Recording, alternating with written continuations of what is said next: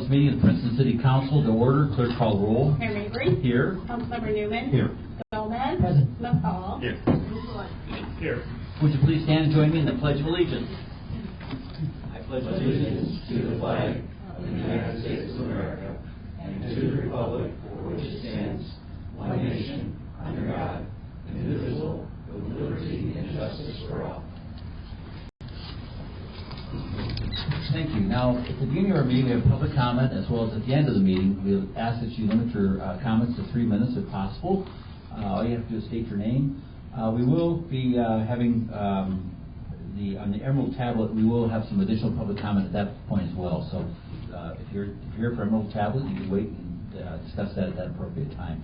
Anybody here like to speak to the council concerning public comment? Okay. Seeing none, I will go for the approval of the minutes, please. Move that we approve the minutes from our regular council meeting on June 2nd, 2025. Second. We have a motion and a second. Is there any questions or comments about those minutes?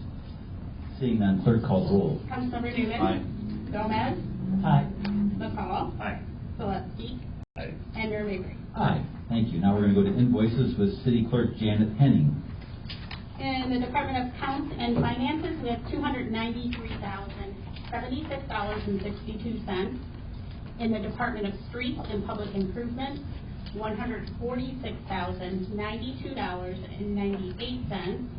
In the Department of Public Safety, $316,935.68.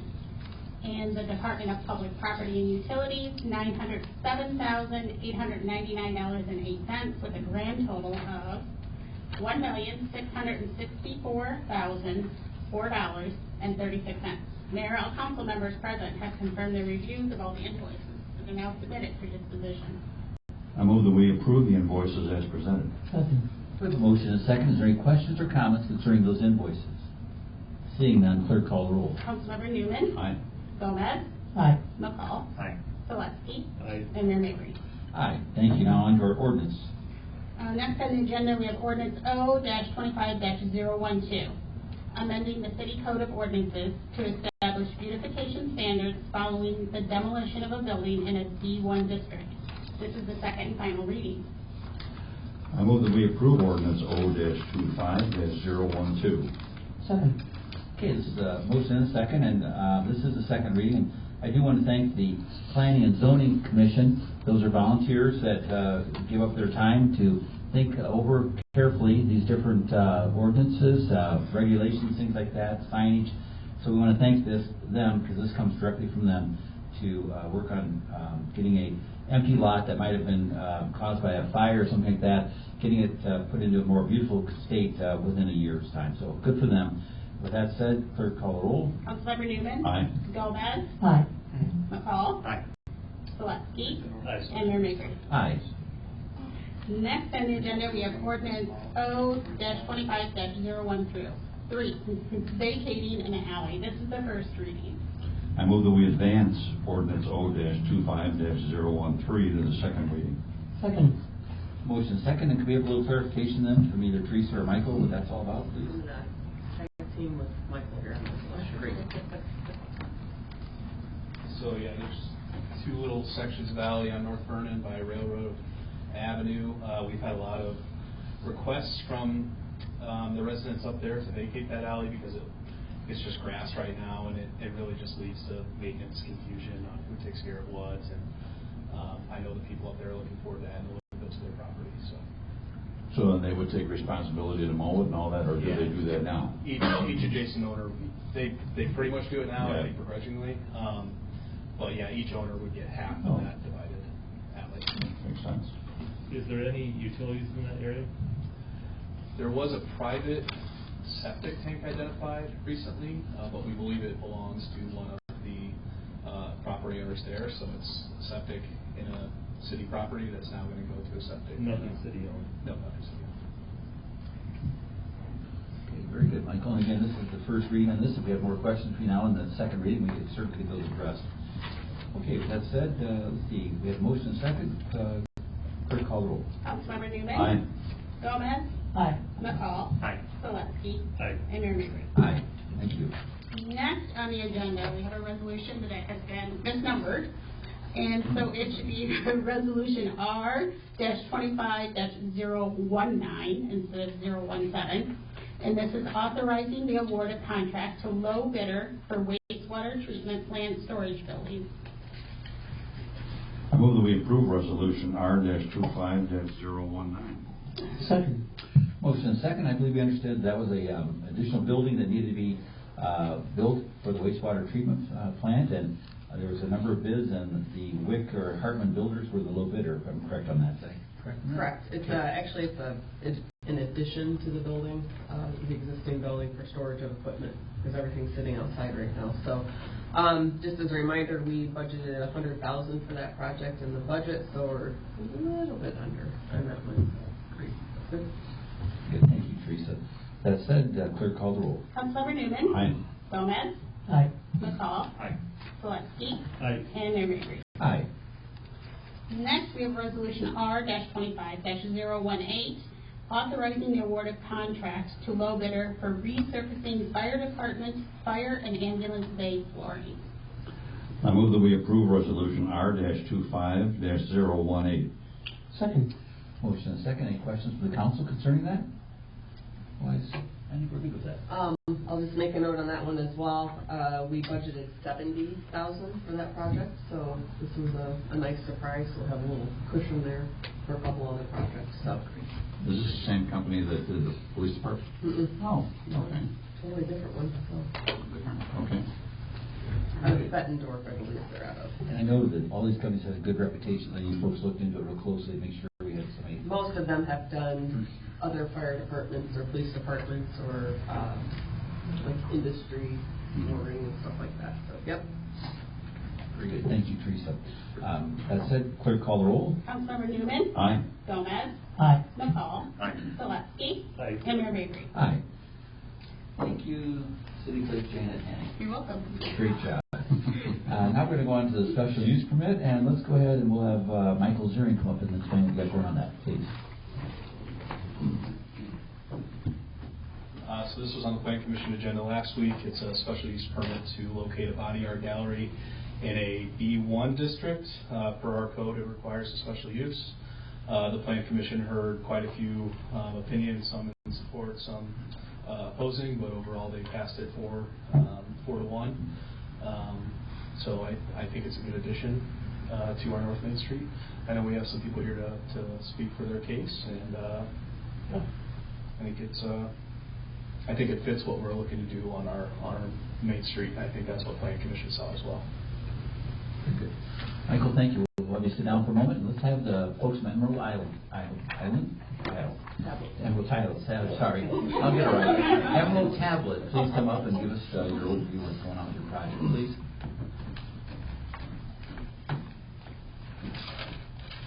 Okay, so before I start, do you have any questions whatsoever? Okay. So overview, we're just looking to maintain the historic integrity of the building, stay within the same bounds of the art district, just expand our building, make it a little bit larger so we can continue to add more members, and just continue to grow. Okay. Yeah, go ahead and give your names, please. Sierra Stark. Purity Reach. So to be clear, we issued a special use permit for you guys when you came to town, Yes. and you're just asking to kind of give us a new one at the new location, right? Yes. Yeah, just update it to the Okay, location. sure. Pretty simple. Yeah. If that's everything, I do have a closing. Okay, please. Alrighty. So once again, we're very excited for the opportunity to be involved in the history of Princeton. We are very grateful for our current building. It has afforded us the opportunity to begin our dream, and as we continue to grow and develop, we would like to be a cornerstone for our community, and we want to extend our gratitude to you guys, the city, and the committees involved in making this happen. So thank you. Thank you. Any additional comments from anyone? Okay, that's all. We'll have you go ahead and sit down and maybe come back up if you need to. Is there anyone here that would like to speak either for or against this special permit? Special use permit. Okay, very good. I think that we did receive some correspondence from a couple business owners concerned. You council owners each got that, I believe? Okay, Great, you got it earlier, maybe to read it, so good. So, as Jerry brought up the fact that you've already been operating for the past roughly 3 years? Yes. At your current location, and you're really moving 300 feet to the north and to the west, so we consider you still in the same neighborhood. So I feel that it's a worthy project. We appreciate you investing in 2 buildings on Main Street. So that's a commitment on your part. You're buying the buildings, so we say thank you for your investment. To the business owners that had expressed concern, even though they may not be here tonight, I just want to go on record and say we appreciate their investment. The 2 ladies that spoke, I was at the Planning and Zoning Commission meeting, and Jerry was there as well. We do appreciate their investment in Princeton, and they've had that investment for quite some time. So we don't take that lightly of their concerns, but I think what we're going to find tonight that this will probably pass for a lot of reasons, and including the fact that you're already there, you're already doing a good job, and you're successful at what you do. And so we want to continue to encourage you to stick around Princeton, and you are by investing in Princeton. So with that said, is there any other additional comments from the council? I've got a couple of questions. Okay. First of all, I commend you for investing in such a historic building as those. I know that Main Street.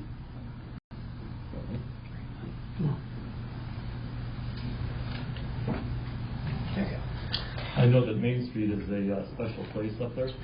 And I know when you originally opened, you were listed as a art gallery also. And I see that in your planning here, you've got, it looks like 8 workstations, which I'm curious as to the fact if an individual came to town, they weren't really interested in a tattoo that day or a body piercing. Do you offer anything retail as far as abstract art? Do you have things that are for sale? So we do offer prints and merch and stuff, but that's about all right now. Okay. And you have special events also for art showings? That sort of thing? That's our plan. That's why we want a bigger building, is so we can do more stuff like that. Okay. Where we're at now is a great building, but we're really packed in there right now. To be able to put up art and have other artists come to town and display their art. Mm-hmm. Yeah. Mm-hmm. As far as the front of the building, you have all intentions of keeping that historic and Yes, so our plan is to just repair the windows because there's some cracks in it, and some of the trim is rusted, so we're just going to get some new trim. Mm-hmm. We actually have a artist from Chicago coming that specializes in like historic painting, like windows and stuff, so he'll be able to do that for us to kind of keep the historic look to the downtown area.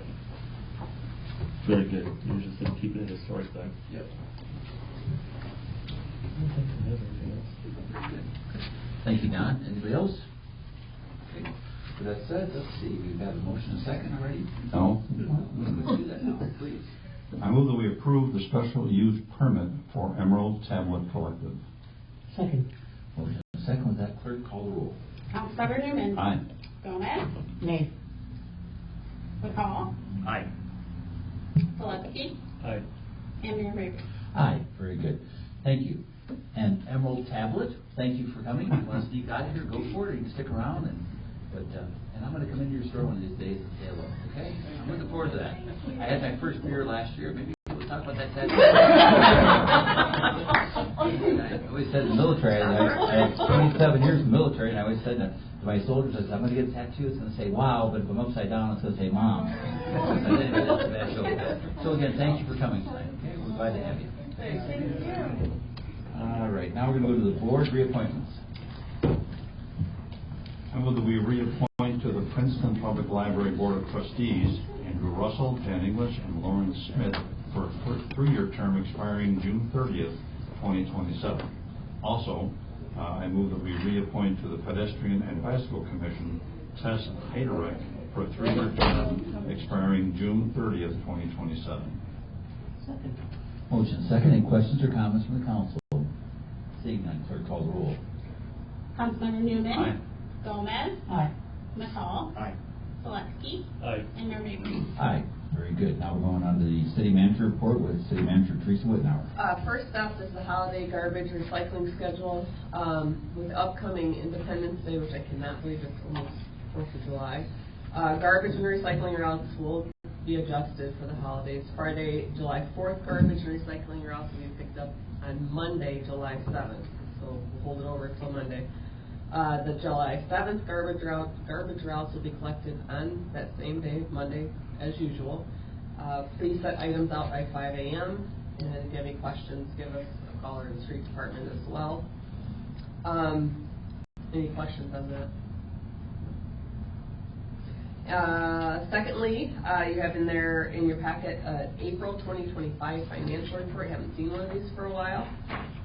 This is our final month of last budget, so things will be a little bit adjusted as revenues still come in, or that type of stuff. So I would say it's not the final, but it's pretty close on it. I usually try to flip you guys to the sales tax, and it kind of gives you a gauge of how we've been moving along. Some months are up, some months are down, some months are up quite a bit, so it all ends up balancing out in the end. Same with the hotel, motel tax. You'll see one month's really high, and next month might be down a little bit because I think they're making up their payments sometimes. So it ends up doing okay. Actually, we're going to be up probably on hotel tax collected this fiscal year here. So is that because of the ones that actually registered that were supposed to that we ended up finding? We're at about 90%. We're actually probably about 95% now for collection on for the Airbnbs. We'll call short-term rental. So we were probably up roughly 10,000 on that. So that's pretty good. I mean, it's extra 10,000 we were collecting. So that's really good. We're glad it took about a year to get everybody up to speed on it. So we're getting there. We're getting there. We're almost 100% now. So. Thirdly, in your packet is the invitation to bid for MSP project and our general fund project. These will go the 24th, right? On the 24th, we'll open those. Chamberlain will come here to do the package with us, and we've got roughly a little over 700,000 in street projects coming up this summer yet. So we've got a lot of construction going on, and it's still going to be going on after Main Street gets done, or Main and Peru gets done. So a lot of big projects ahead. So just a reminder, we have our lineman apprentice position still posted. That closing will be on Wednesday at 4:30. Will be the final time for submission on those. And the street department operator 1 position will still select until Friday on those positions. Lastly, I did put it in my update to everybody, so you've got it on your radar. We're going to schedule a special meeting on June 26th here at 5:30 to have the fire department come up and kind of do a review of the staffing study that was done and the substation location options. So we can keep that moving along.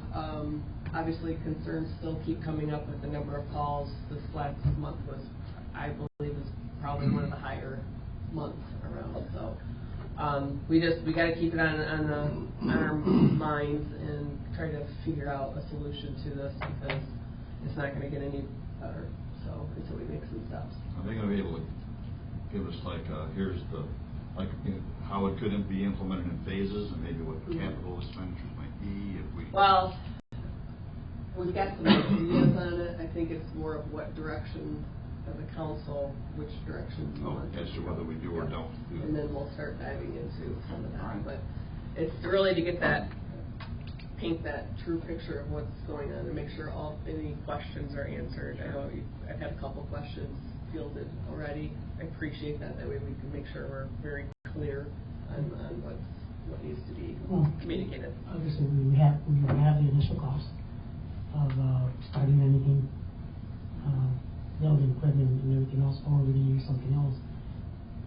But I think the long term will be staffing and maintenance and replacement of the vehicles. Yep. That's all I have. Very good. Thank you, Teresa.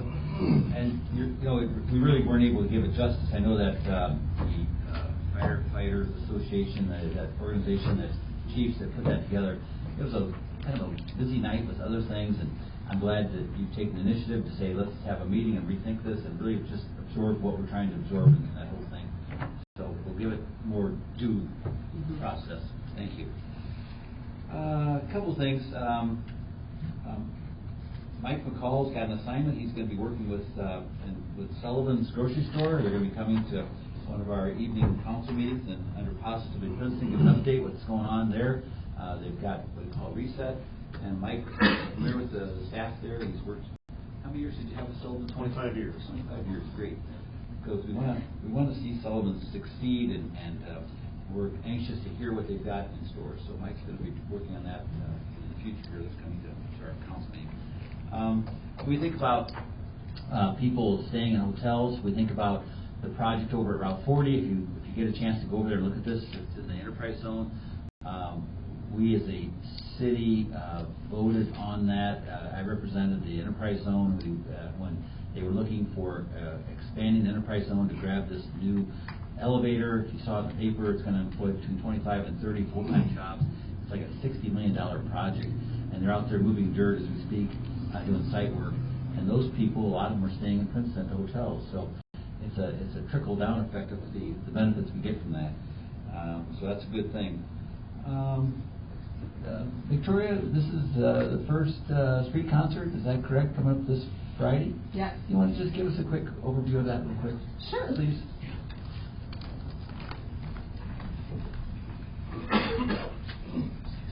Hello. Is this on? Yes. Our first street concert on Friday is with May Estes. Food and Fun begins at 5 p.m. and the performance will take place just after 6. We'll have a couple announcements, and Lily Mabry's going to be singing the anthem for us. We've got a long lineup of food vendors this time around, so the street will be full of lots of different options for attendees. What else? It's also on Thursday, the night before, there's a Shop Late chamber event this week as well. So the trolley will be running on Thursday night, and the stores are open until, I believe, 8 p.m. And it's also Z-Tour and Beef and Ag Festival on Saturday. So lots of things going on this weekend. This is always a big one. The end of ride meal for Z-Tour will take place at Soldiers and Sailors. So Beef and Ag will also have, we're hoping to see all the riders come through and have their support the cattlemen as well. There'll be a petting zoo, a bounce house, the OSF Children's Foundation. I'm not exactly sure what the correct term for that is, but they'll be having a bike obstacle course set up, and the kids can come and get free helmets. Live music all day, face painter, balloon twister, the list goes on and on. So, yeah, hope to see everyone there. That's something. I'm sorry, go ahead. How many food vendors do you have at each concert? It varies, but we have 5 trucks and a couple of specialty ice cream, cotton candy, but yes, 5 actual food trucks. Gotcha. Yeah. Thank you.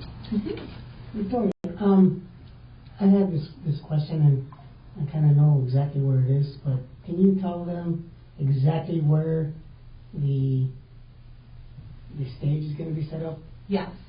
So the stage will be set up on top of the crosswalk there at Park Avenue East, at between Soldiers and Four Seasons it's called, and Neil and Shorty's, and then it'll face to the north, and then we'll block off the street to Marion Street. And that's kind of what I told them where the stage would be, but just so that everybody kind of is aware as well, who may not ask or is just wondering. Yes, and the reason we wanted it to face north was so that it, where the stage was before, it blocked off that end. Like it, you know, with the back of the stage being there, you like couldn't see the rest of the main street. So even though there'll be a street block there, it kind of keeps the rest of South Main open. Great. That was my question as well. So we got a visual on that. That's great. Yes. Okay, Victoria, thank you very much. Thank you. And thank you for your monthly update that you've been giving us. We appreciate that. Yes, of course. Okay, let's see, one more thing if I could on your mayor. When we have people that contribute to our community, it doesn't matter what their profession was. We think about people like Dr. Faber that just passed away this past couple weeks. So I'd just like to read this obituary. So Dr. Martin Faber, he was 75 years old. He passed away